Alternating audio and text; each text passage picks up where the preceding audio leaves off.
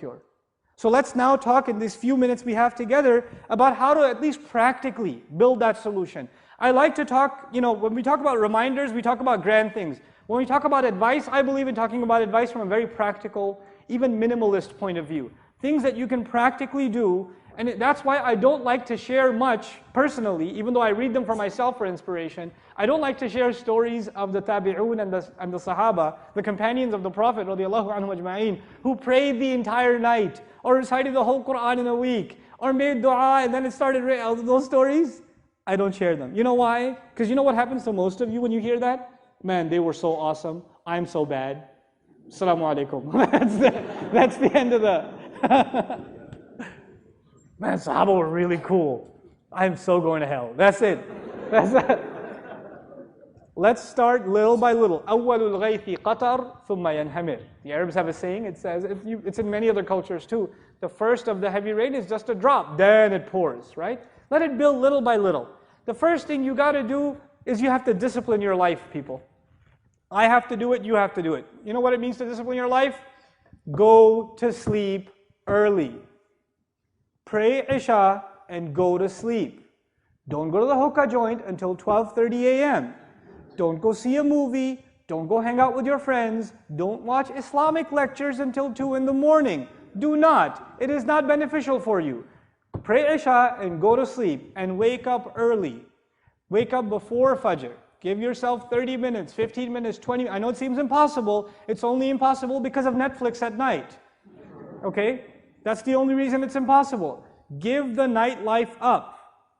Let the night be for sleep. At least you're not accumulating sin every night.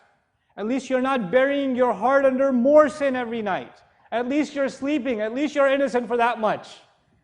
At least that much. Then you wake up and you pray. At least start with a routine of praying Fajr on time.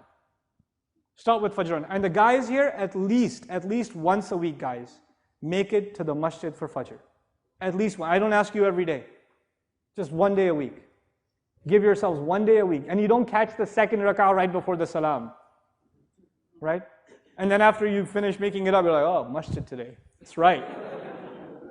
You're like pointing at the right now. You wrote that down? You got that? You got that? Fajr? You're like, yeah, that. Get to the masjid early. Let me tell you something about Fajr in the masjid. It has a spiritual impact that only people who go to it will experience. It can't be explained in a lecture. When you go to it, when you go to the prayer, and you sit there in the masjid quietly, and you wait for the prayer to start, and you sit there and you recite Quran, and you ask Allah to forgive you in those morning hours, and then you stand next to other believers and countless armies of angels, and you stand and you pray in front of Allah in that early morning, giving up your sleep, which only happened because you gave up your nightlife. When you do that even once a week, the joy you will get out of it, as you are walking out of the masjid, you will wish to yourself you did that every morning. I swear to it. I guarantee it. You're going to walk out of that masjid saying, man, I wish I could do this every morning. You really will. But start with once a week. Start with once a week. Don't make Friday night party night. You just came out of Salatul Jumu'ah. That's why the shayateen do extra heavy advertising for Friday night. That's why movies come out on Friday nights. Because they know they have to ruin 1/5 of the world's population's ibadah. They just went to Jumu'ah. How can we undo Jumu'ah? Well, there's a new movie premiere. Right? That same night. Let's get it all done with before its effects carry over even the weekend. Right? Make Fridays a good time. Let that be a good time. That's number one thing. The second thing is every single day. I don't ask you to recite a juz. I don't expect that much anymore. 1 page of Quran. In Arabic, I don't care how badly you recite. I don't care how badly you recite. If you're embarrassed of your recitation, go in a room by yourself. Lock it up. But recite it out loud.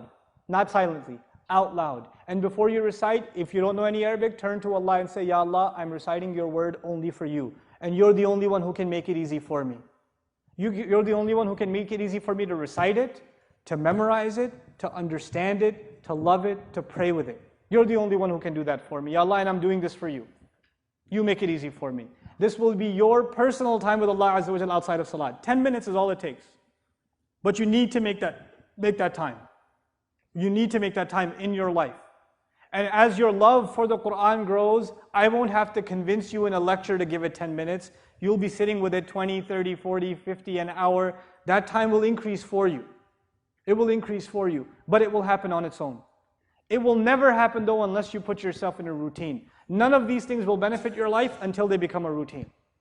You really want to have a relationship with the Quran, start with reciting it. Even if you don't understand it. Even if, I'll say it again, even if you don't understand. Brother, I don't understand Arabic. I don't get anything out of it. Yes, you do. You don't even know what you get out of it. You're trying to imitate the words of Allah as He revealed them. You don't think there's a benefit in that? There absolutely is. My teacher, I asked this question when I was dumb, not too long ago. I asked my teacher, what's the point of reciting Quran? You don't even know Arabic. What do you get out of that? He said, let me tell you a story. This is my teacher, Sheikh Abdul Ghani in New York. He told us this story. He said, you know, a boy, he goes to the beach. And actually, he asked his dad the same question. I recite Quran, but I don't understand it. What's the point of me reciting it? So his dad took him to the beach. And he gave him a dirty bucket. It had holes in it though. He said, go fill it up with the beach water. Go fill it up. So the boy goes to fill up the water. And he brings it back. By the time he brings it back to dad, what's happened already? It's empty. Go fill it up again. So he sent him like 5 times, back and forth, back and forth, back and forth. He goes, Dad, there's no point, it's empty. He goes, yeah, but you notice a difference? He goes, yeah, it's clean. He goes, now you get it? He goes, oh. Now those of you who still don't get it, you're clearly on Facebook too long, right? Your brains have melted, right? Spend time reciting Quran. Then the third, just a little bit of practical recommendations for you guys. The surahs that you've already memorized, chances are they are from the 30th juz. Is that true? Surahs that you've already memorized, chances are they are from juz amma. One of my personal motivations to do an explanation of juz amma was just that. That if Muslims don't know the whole Quran, at least they know some things from juz amma. I don't say this out of my own, like to promote our program or anything else. I'm just giving you advice. If you guys can benefit from the recordings that we have of the 30th juz, don't listen to the whole thing. You don't have time for it, it's fine. Just listen to the surahs you've already memorized. Not a translation, an explanation of the surahs you've already memorized, the surahs that you're going to be using in prayer anyway. The ones you're going to be using in prayer anyway. So at least those surahs that you've been reciting since childhood, now you have a personal relationship and understanding of them. They've enhanced you in some way. Every time you recite them, it's an opportunity for reflection for you.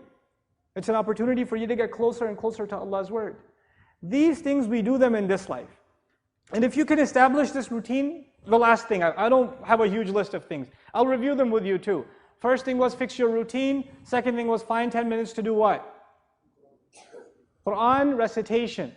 Quran recitation. Third thing was listen to lectures, if not mine, other people's too. Other shuyukh and scholars, there are plenty of tafsir available now.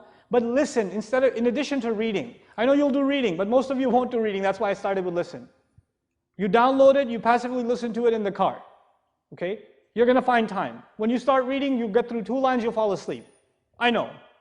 I've been there. Right? So instead of that, might as well, you're forced to stay awake, you're driving anyway, pop it in and just listen to it.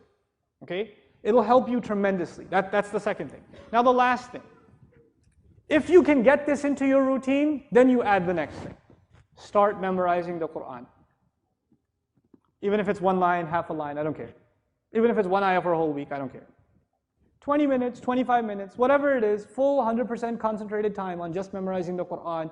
This is your little secret, it's between you and Allah. The more Quran you are memorizing, you're telling Allah, Ya Allah, my heart contains 3 more of your ayat. Ya Allah, my heart contains 2 more of your surahs. It's enhancing your love for Allah, and it's enhancing your love for the Quran. And the more Quran you memorize, then the more Quran you study, and the more Quran you use in your prayer, and it's becoming more and more and more of a companion in your life. But it starts small. It starts with 10, 20 minutes a day. Nothing more. If you can fix your morning routine, best time to memorize Quran in the morning. Absolutely best time. But don't overdo it in the beginning. If you overdo it like, oh, I heard this lecture from tomorrow, I'm doing tahajjud tonight, then I'm going to go to pray Fajr, and I'm going to memorize Quran for 2 hours. That will happen 1 time this year. Okay? That's why you don't overdo it. Just take it easy, little at a time, it will build. Don't rush. Don't rush. مَنْ تَأَنَّى نَالَ مَا تَمَنَّى. Whoever takes their time will get to where they want to get to. Just take your time.